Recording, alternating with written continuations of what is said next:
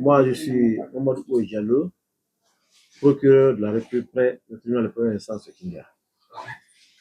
On a appris tôt ce matin le décès de l'élève Mamadou Dioumaba, l'élève parmi les 7 qui a été condamné à 1 mois de prison ferme.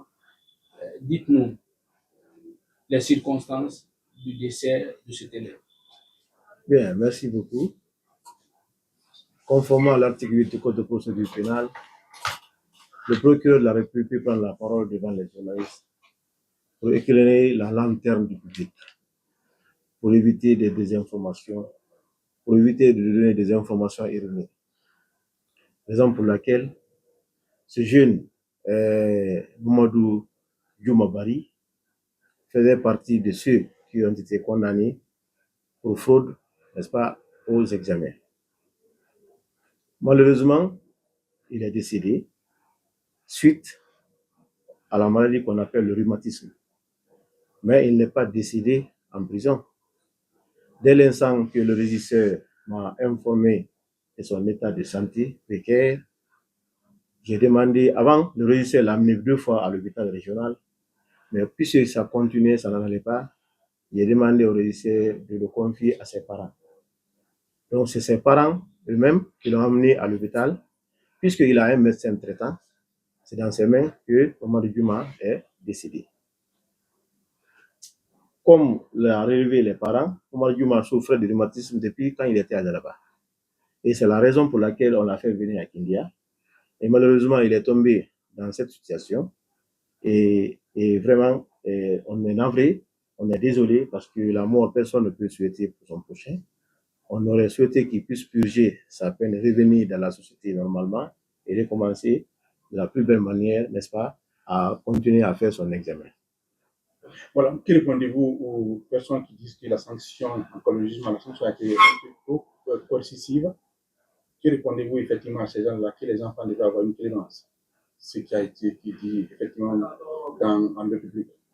Bon, je suis soumis, n'est-ce pas, à la décision de justice. Je ne peux pas, à ma qualité de magistrat, critiquer une décision de justice.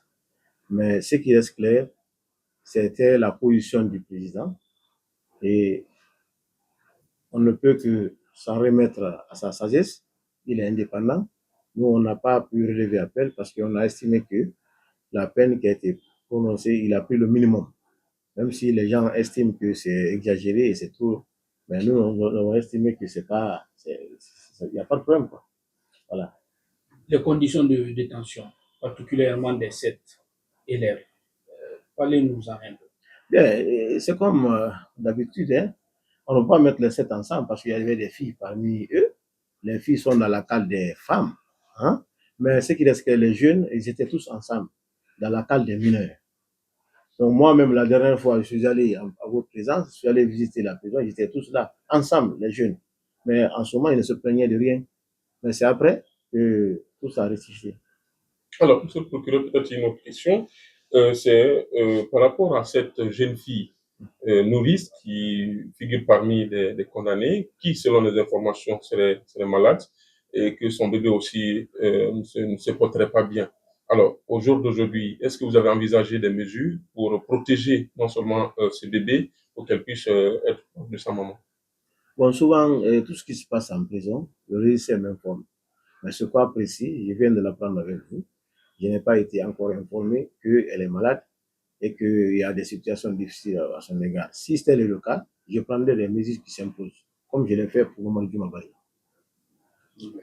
D'aucuns pensent que de l'école à la prison, que c'est une décision de trop. Est-ce que dans ce cas précis, la justice n'aurait pas mieux géré, peut-être ne pas condamner à une prison ferme cet élève? Bon, je crois que j'ai répondu à cette question que Jarabi a posée. Je ne vais pas m'aventurer dans ce sens pour critiquer une décision de justice. Mais il faut que nous tous nous acceptions que les sanctions tombent quand il le faut. N'est-ce pas?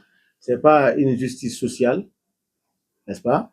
Et quand les gens fautent, ils sont des infracteurs, ils commettent des infractions. Il faut que nous tous nous acceptions que la loi soit appliquée. La loi soit appliquée dans toute sa rigueur. Et je crois que le président a pris le minimum. La loi a dit 1 mois jusqu'à 3 ans. Il a pris le minimum 1 mois. Moi, je crois que le problème ne se pose pas. Peut-être pour précision, parce qu'on voit quand même sur les réseaux sociaux que le cas du jeune avait été signalé, mais que le procureur aurait refusé de le mettre à la disposition de sa famille. Ça, c'est des précisions par rapport à ça. Et surtout le temps. Est-ce que dès que il est tombé malade quand il est décédé, en tout cas, j'aimerais avoir ces précisions. En tout cas, si vous pouvez nous mettre sur les sociétés à notre disposition, on allait engager des poursuites.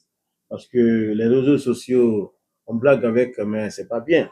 Et moi, je ne pourrais jamais, je suis un humain. Je ne peux pas refuser quand quelqu'un est malade, refuser qu'il soit soigné, qu'il soit pris en charge à l'externe, en dehors de la prison. C'est ce que j'ai fait pour le moment. Dès que j'ai été informé, il a été remis à ses parents. On ne peut pas refuser pour un humain qui est malade. Avant tout, d'abord, c'est la santé. La prison, c'est pas pour tuer quelqu'un. La prison, c'est pour qu'il puisse se repentir et qu'il puisse revenir en société et pour reprendre normalement ses activités. On ne peut pas refuser. Donc, tout ce qui se dit sur les réseaux sociaux, c'est pourquoi d'ailleurs, je salue votre venue à mon bureau, parce que c'est pour recouper les informations, c'est pour pouvoir diffuser ce qui est vrai, pour éviter de dire de n'importe quoi sur les réseaux sociaux. Merci beaucoup. Merci beaucoup.